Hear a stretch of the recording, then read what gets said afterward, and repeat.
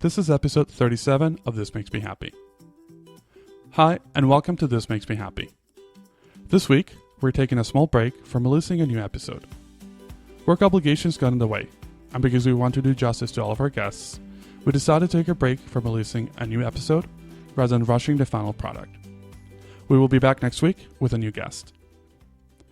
Last week, we experienced the conclusion of a very intense election process here in the US. Unfortunately, both the campaign and the results brought up a lot of divisiveness and showed a very nasty side of our society.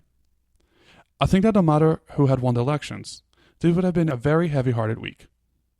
I witnessed a lot of sadness in my circles, which leaned mostly towards the more liberal side of politics, and nationwide, we are experiencing protests and fights in response to the results of the elections.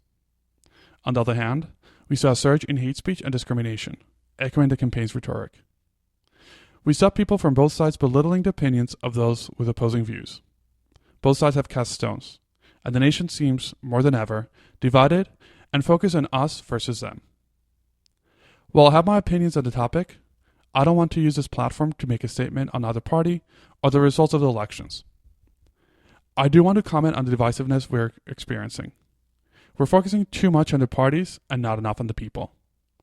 We're putting personal beliefs before the nation's greater good, and using these beliefs to oppress others. I want to urge everyone to think of us as a whole. Think of your neighbor. Think of what will make us all better, stronger, and happier as a nation, and how we can use that to improve the world around us. It takes a lot of energy to lift each other up, but it takes just as much energy to bring each other down.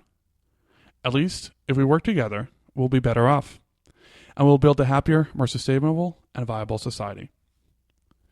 If you listened to my interview on high res last week, you should know that I'm an optimist, and I think we are much better than we were in the past. But I also believe we're going through troubled times, and we need to work together to make it through.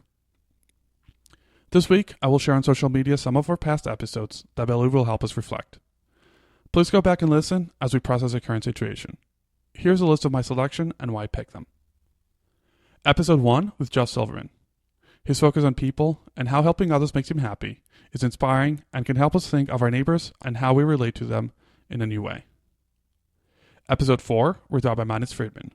While Rabbi Friedman focuses on Judaism, I think his message of working towards a higher purpose rather than focusing on our own needs is fairly universal, and most important in these times. Episode 19, Always Happy with Jocelyn Park. Jocelyn talks about welcoming newcomers to Lancaster and helping build a community with them.